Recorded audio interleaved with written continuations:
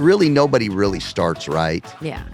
I don't know anybody that does it right. And even the people that do it right, once they get married, they find out that they're doing it wrong, Yeah. And it is a coming together. Steve was wild. I mean, when I married him, it was like, and I can still say there's never been a dull moment, because we had a lot of fun. We laughed a lot. We are very compatible. We actually really enjoyed one another, but still do. And we still do on occasion, except on podcasts. Welcome to the Daniele Hage podcast. I'm your host, Danielle Hage. Danielle is my mother-in-law and Nini to my 3 girls. She has over 40 years experience in family and marriage relationships. She's been married for 43 years to Steve Hage, who travels the world preaching the gospel. And together they pastor a church in Laguna Niguel, California. So I'm so glad you're here again. And today is a really special episode, so tell us about it. Yes, it's our very first guest on this podcast, and my husband Steve is coming on, and we're just going to tell you our story. I want to introduce him to all of you, and we're just how we met and how we have managed to sustain a 43-year-long marriage. Yes, I can't wait. This is so good. Let's get into it. Okay, so today I am so excited because I'm having my very first guest on my podcast, and who other, of course, than the most important person in my life, which is my husband. How are you? Steve. It's such a profound privilege to be part of this awesome thing that God is doing. And I am so very proud of you and all the impact you're making on lives and people, and like the accumulation of your years of study and our marriage and our journey, and how you've somehow found a way to communicate that to the masses and bring encouragement to people's lives. Yeah. And a little criticism from some folks. Yeah, but that's all right. There's always going to be that. Yeah, for sure. Yeah. Okay, so I thought it'd be fun to talk about, we've been married. We just celebrated 43 years of marriage. We have, yeah. And I thought it'd be fun to kind of tell our audience how we met and how we've sustained a 43-long marriage, because it's not always been easy. And we definitely have had our obstacles and our hurdles. Yeah. But we committed when we got married. I came from a divorced home, and you came from a blended family. And not because your parents divorced, but your mom died when you were very young. Mm-hmm. And so I knew that I never wanted to have a divorce in my life. And so I knew that we were going to, for me, it was, I will do whatever it takes to keep this marriage together. And we both were in agreement with that, in unity, starting out. So I thought it might be fun for you to tell people how we met. And you give your version, then I'll give my version. I just remember the condition I was in when we met. How old were you? And what was I, 20? I think 21. 21, yeah. So I've been shaven for like 3 days. I wasn't fully developed in my emotional maturity faculty, but I was incredibly focused. In those days I was more of an extremist, all or nothing kind of stuff, and so I had decided that I was going to go for the ministry. I had a pretty radical conversion and could not see myself doing anything else. And that women or girls at that time were a distraction. So I decided the next person I dated was going to be my wife. And you were not that person, because you were this wild child, this, beach blonde, bubbly, bimbo-y kind of chick. I kind of probably was. Yeah. At that time. That was in such a hurry, you only shaved half of your legs. Because that was the cool thing. I was all natural. Yeah. And I was a ghetto kid from, P-Town. And, I didn't know how to dress. I wasn't trying to be, I was into my Bible, into witnessing. I was going to be a pastor, and I had no interest whatsoever in the distractions of love. Yes. And then here comes Daniele. Because your best friend from high school. You're out of high school now, but the Mhm. friend that you ran around in high school, you Mhm. both were Christians, Yeah. and you kind of split ways. And that best friend was dating my sister. Yeah. Well, he backslid, which would have been the only way he could have dated your sister. Exactly. Because there's no Christian that would have ever dated your sister. And then you guys get born again. And so he's Me and like, my sister, yes. so then he's like, there's only one Christian I know. His name's Steve Hage. And he called me and said, dude, I got to talk to you. And so then he tells me about his girlfriend getting saved. And then you happen to be the sister. And I had, I was a church guy with my head down and in my Bible. And I think I was done with seminary, but, and then here you come. And he asked you to come talk to us. Yeah. Because we had all these questions. And then your presence activated some emotional activity that I hadn't felt in a really long time. I'm like, whoa. What am I going to do with this? Well, and so I went into the, the discipline of denying my feelings and my attractions, which I've heard you say over the years that really wasn't an issue for you. You weren't attracted to me at all. So here I'm dealing with an attraction that I feel is satanic, and it's going to be a distraction from my destiny. And you think I'm some frumpy guy that has gum bottom shoes on, and so it really wasn't love at first sight for sure. So, that's what happened. I mean, and you were going to Rod Stewart concerts and living my best life, going to Hawaii on vacation at 19 years old. And I'm 18. 18, and I'm over here driving a 57 Volkswagen with a hefty bag for a window. And I just didn't know how it was going to happen. And so it just started. So I went to my pastor. I'm like, I think I have an attraction to this. He goes, let it develop. And I didn't, I hadn't dated or anything in 3 years, but yeah. And then we went out that night after that Bible study. Okay, wait. So then he tells me, right after 3 times of being around each other, he says, I need to talk to you. And I was sharing a 1-bedroom apartment with my sister. I think I was just 18. And my sister went to bed and it's late. And he says, I need to talk to you. And he takes my hand and he said, I just want you to know. I'll never forget that. I never will either. We were sitting on the carpet. We were on the ground. Yeah. And you were laying down because you had to go to work that night at midnight. You worked a graveyard. Yeah. And you said, I just want you to know that you're a very likable girl, but I want nothing to do with you because you're a distraction. And I'm going to be a pastor one day, and I do not need any distractions in my life. And I was like, why are you answering? Why are you answering questions nobody's asking? I didn't say, "Do you like me? Are we going to get married?" I was just like, "What? Why is he telling me this?" Yeah. But you were so all or nothing, and so you had to let me know and put me in my place. And I remember just going, "What the heck was that?" Right. And then we ended up talking for a very long time that evening. And I went to bed that night, and I said to my sister, am I going to marry this guy? What possessed me to say that? I have no idea because I'm so young. I have so many things I want to do. And I wasn't attracted to you. I'm not even thinking like that. And so, but that question, there was something that sparked in me. And then literally 18 months later, we were married. I was 19, you were 22. Yeah. And it happened really fast. And everybody thought we were crazy. Our parents were like, what? What? Yeah. And your dad never even liked me. No, he did not. I remember him yelling at me in his underwear one night, telling me I was an arrogant body part. But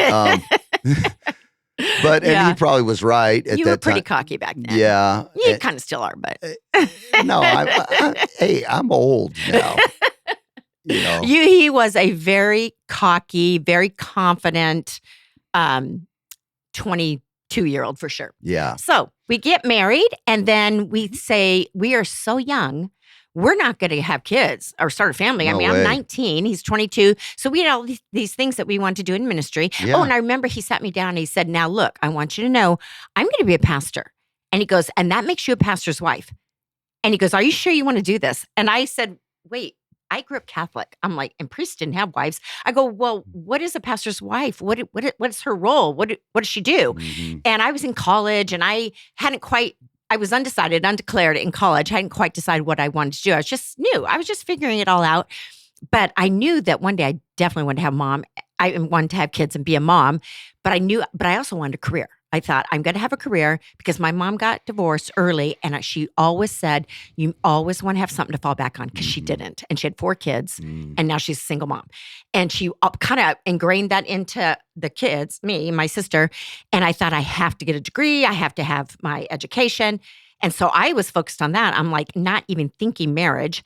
And then we decided to get married because now I'm a Christian.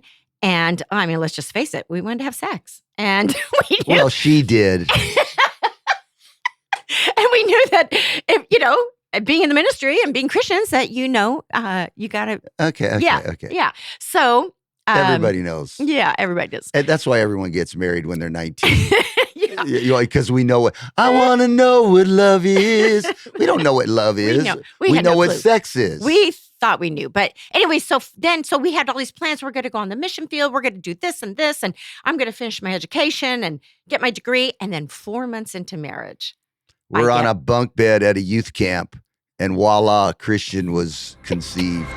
So Hey. we have decided to partner with Strong Cell Awesome. because we've been using Strong Cell for a year maybe, and we like it. And I just have to say, for me, I mean, I'm 62 years old, and I feel like I have all kinds of energy. I Right. don't get that afternoon slump. I know so many people that'll say, oh my gosh, I just got to take a cat nap, or I need another cup of coffee. I drink 1 cup of coffee in the morning. Rarely do I need a second coffee in the afternoon. What I notice is that, like, my day starts out, I will get up at 5:00 in the morning. I go work out for an hour at the gym. I'll do 30 minutes cardio, 30 minutes weightlifting. Then from there, I go straight to pickleball, play for an hour, hour and a half.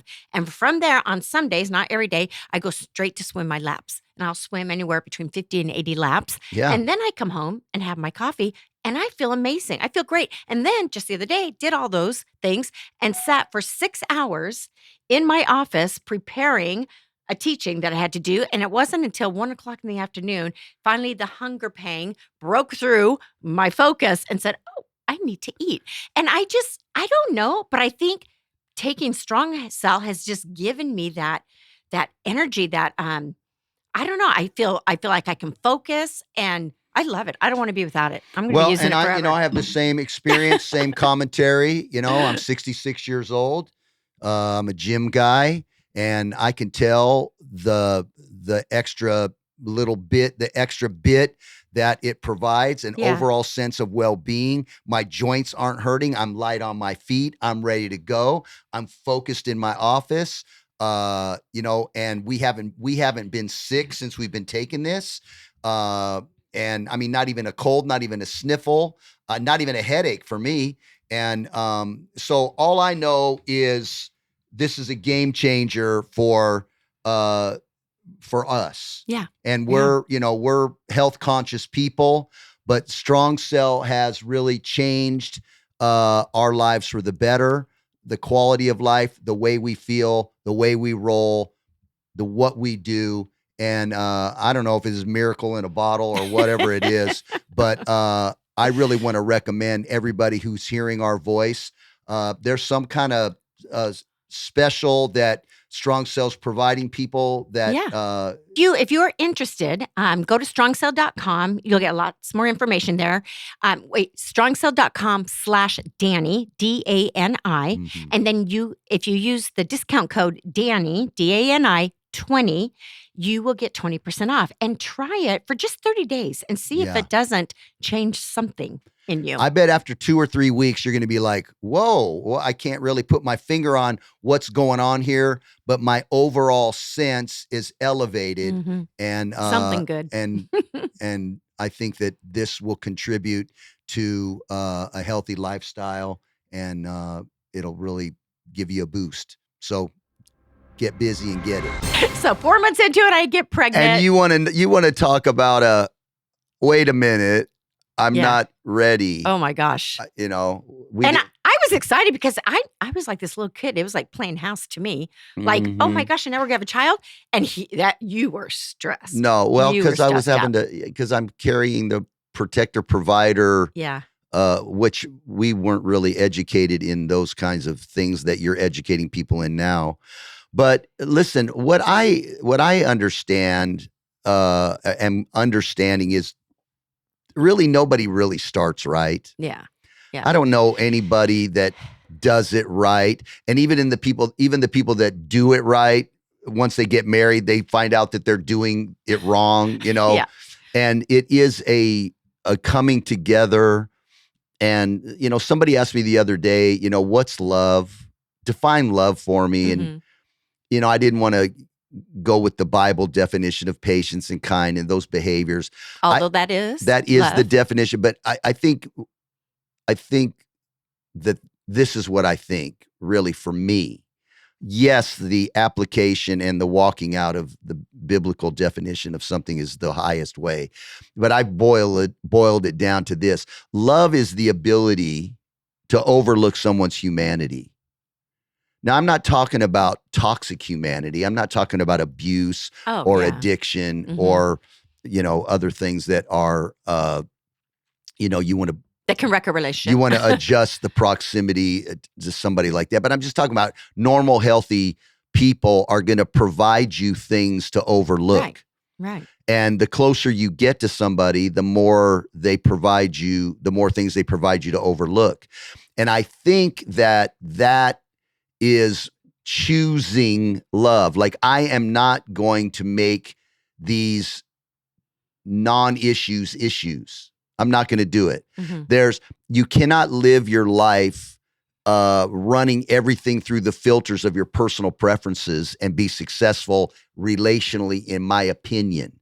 So I think that I've provided you over the years lots of things that you just have to go, I'm just going to have to overlook that. Mhm. Mhm. I'm not going to be able to, I'm not going to change that in him.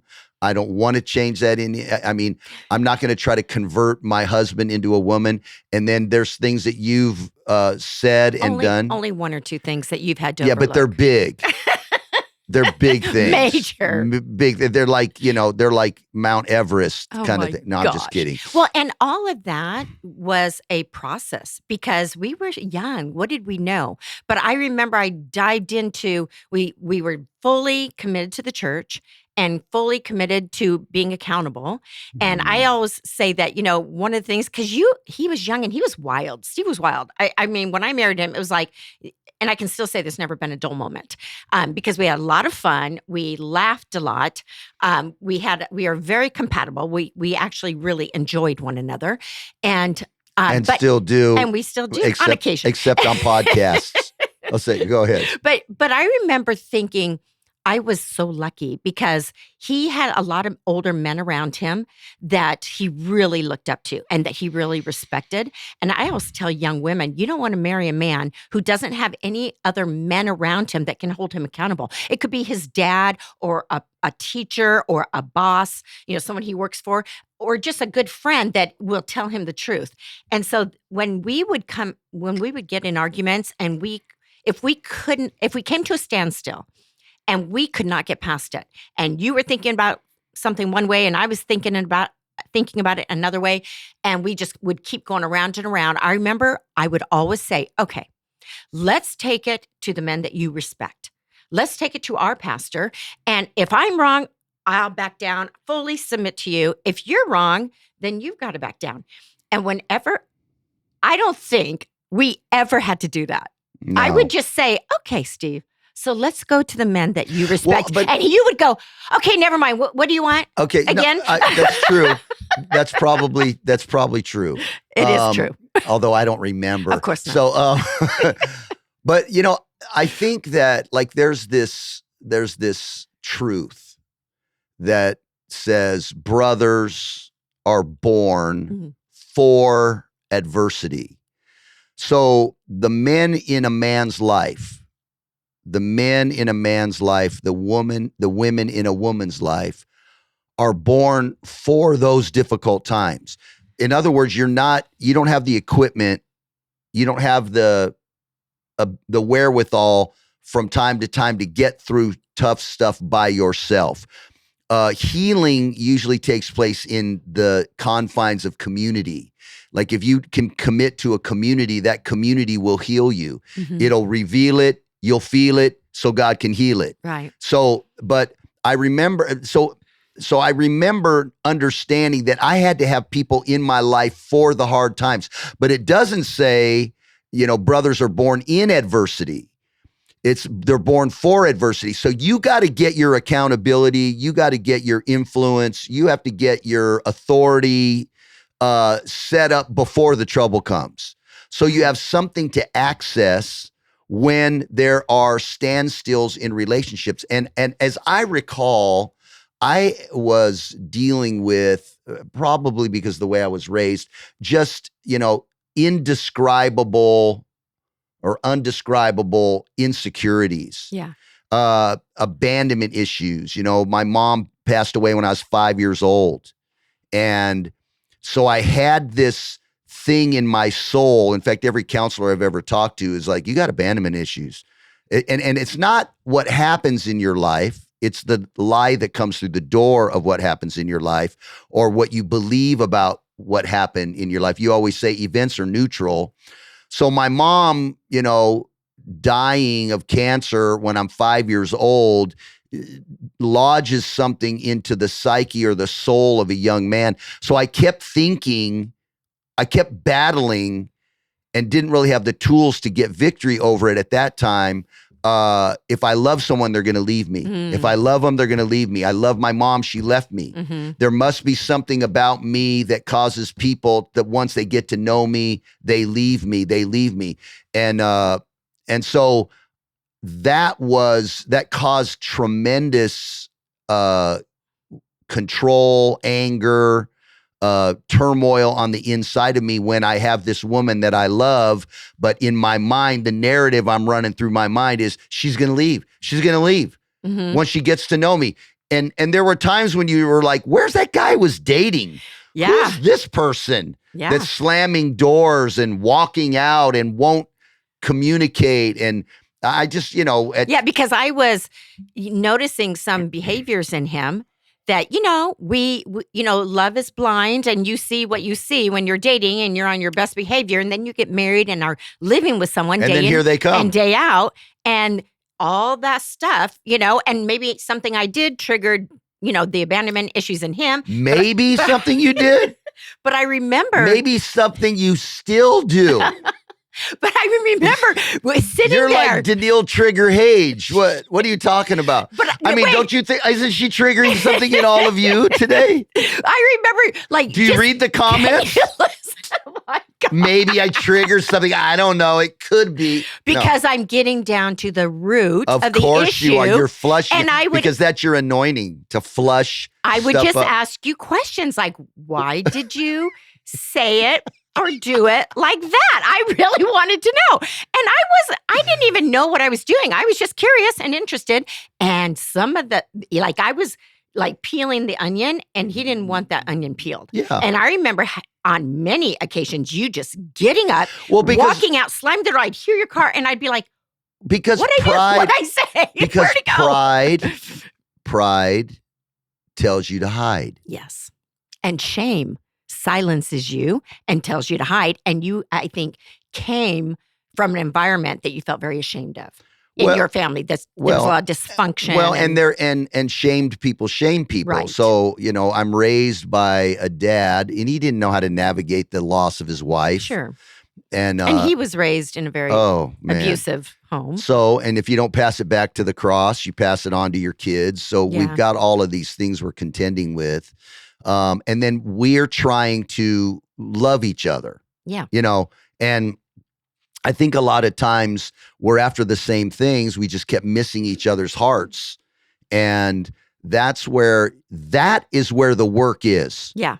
That marriage is a people growing machine. Absolutely. And they, whoever they are, the experts say that you grow best in a loving, intimate, spiritual relationship. Yeah. But Right. you weed out all the junk too in there, and those are the Well, hard and times. I think the way God has manufactured you, which is evidencing in what you're doing with your life now, Mhm. started with you asking those questions of me.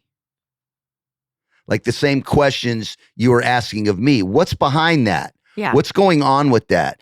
That is an obstacle to a successful relationship, to successful parenting, to harmonious, healthy, happy marriage. Those questions, just for whatever reason, maybe Mhm. because they were absent or they were suspect in the environment you grew up in and the marriage that your mom and dad had, and then fell apart, and then the remarried, and all that, all those layers of your life. It caused you to start asking questions maybe that you didn't even know. You needed answers to questions that maybe you didn't even know were the questions. So you start asking me those questions. Right, because there were behaviors that I saw that were, to me, embarrassing, annoying, Mhm. and it was just immaturity. He's a guy. He had no training. I mean, the most training you had was Bible college and these men of God that you were around, but not very many years No, of that I was before the we guy. met. I was the guy that the pastor's wife gave Oh my gosh. the book of etiquette to, because I have no clue on. Look, I went to one wedding in my whole life, and it was at my Uncle Richard's house in the garage. And then like- the next wedding you went to was a church Yeah, wedding. we don't want to talk Oh about no, that. tell the people what you did. I'd never been to a wedding. Oh, come on. So the first wedding, nice wedding he goes to. Okay, so we're at this wedding. I'd never really been to a wedding. The last wedding I went to, the reception was in the garage, and they had like some 6-packs of Coors. And I'm serious. The wedding was in a garage. Got it. So the new Okay, wedding. so now I'm in a church, and the pastor buys me a suit, and I got this afro and this attitude, and I have never been around people that had any kind of real Manners. or class. Well, they had class, but it was all low, So anyway, I'm not mad. I didn't know any different. So Yeah. I had never been to a reception. I didn't know about cutting the cake. I didn't know about the traditional things. So I go to the wedding. I'm with some guys from the youth group. I'm a young kid. And they go, okay, everyone go over to the reception. And I see a wedding cake. And the bride and groom are probably taking The bride pictures. and groom are not in there. Right. No one's in there. Right. We're like the first 10 people in there. We walk in there. I see a cake. I see the knife with the bow on it and all that. I had no idea that you're supposed to wait for the bride and groom to come to cut the cake, and they Oh. feed it to each other. So I walk over, there's plates. I cut myself how a piece nice. of the cake. And when the pastor's wife walks in and I'm eating a piece of the wedding cake, God. she loses her ever-loving mind and screams, Steve Hage, what are you doing? They had to turn the cake around for Oh, pictures my because there was a gosh. slice out of it and I'm eating it. They probably thought, who is this kid? He is a piece of work. So your description of me of like, how am I going to train this circus animal is very real. Okay, so we didn't start out right, but we've lasted and I'll say thrived for 43 years. We have 3 wonderful children. We have 5 awesome grandchildren. Our ministry is alive. It's thriving. Your podcast is making significant impact around the world. And how did God take that and turn Right. it into this? And so what do you think maybe 2 or 3 things that you've had to embrace that have lent itself to what I guess we could categorically describe as the success? Yeah. People ask us all the time, have you done it? How have you done that? Mhm, When in this day and age, so many people divorce. I really think, number one, we do love each other. Like, we don't have to fake it. We do love each other. We know that love is not a feeling. It's not something we wake up every single day feeling all in love and euphoric. That faded a long time ago, but we committed and chose to continue to love each other. Mm. And I think the community that we surrounded ourselves with all through our years, we were always in a church. We always had a church family, whether we were leading it or serving in it, volunteering our time. So we had a good community of like-minded people with us. So there was that accountability. We've always had people over us There's that we no doubt. respected. Still do. That we have made ourselves accountable to. And I think God is the center of our relationship and just our devotion and dedication to our family, to one another, to God, to our ministry. I think all of those pieces play a significant role. Yeah, and so for me, I despise males that don't act like men. What does that look like? So just because you got the plumbing doesn't make you a man, it makes you a male. And so what a man does, and this is just me. I mean, I'm not trying to put anybody down. I'm just saying in my own personal relationship to myself, a man is responsible. He sets the thermostat for the home. He finds a way. He leads the way. He knows the way, shows the way, goes the way. And I always felt responsible to provide, to protect, to be the one to forgive first, to not invent rationale to give myself permission to break covenant. I'm not going to do that. I'm going to find a way when it doesn't look like there's any way. That's number one. Number two, there are times in every marriage, I think, Daniele, that we stay married because of the kind of woman that you are and not the kind of man that I'm being. And then there's other times that we stay married because of the kind of man that I was and not the kind of woman that you are. Right. And that those moments where you're in the intersection, you're in a junction and you got to get an unction in the junction to move toward your goal. And that is taking responsibility. You got to do it. And then the third thing is that there is a higher final authority in my life as a man and in your life as a woman and as a husband and as a wife. And that is what God says about things. Listen, if you think you're not going to have to forgive in 43 years, if you don't think you're going to have to power through struggles in 43 years, if you think that you're not going to have some challenges with your children, challenges in your money, health challenges, differences, challenges. God never asked you to run your life through the filters of your personal preferences. There is a selflessness that is necessary in order to achieve relational success.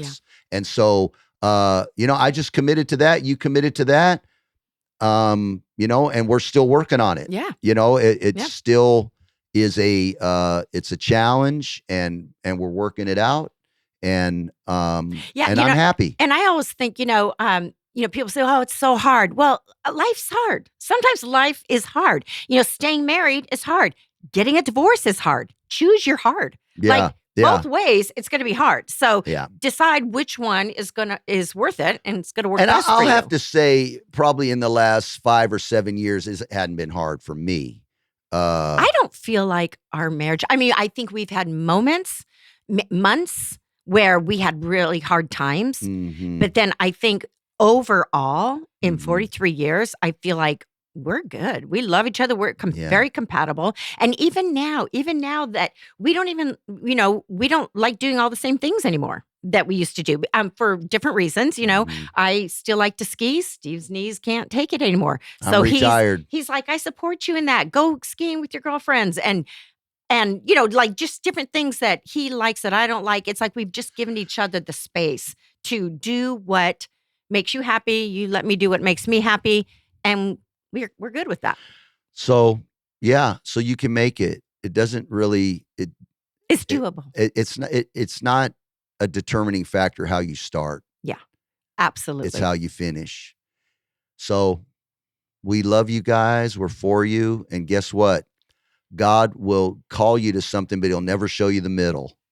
You just got to, you got the beginning and you got the end, but he never shows you the middle, and you got to figure the middle out. But it's an adventure, isn't it? Yeah. And it's so worth it. Worth it for your kids and your grandkids. And all right. Yeah. All right. Thank you. Thanks for having me. Sure. Thanks for lowering your standard and having me as a guest. Wow, I really enjoyed today's episode. If you enjoyed today's episode, please subscribe, share it, hit the notification bell so you know when the next one's coming at you. Leave a comment down below and make sure you follow Daniele on Instagram and Facebook.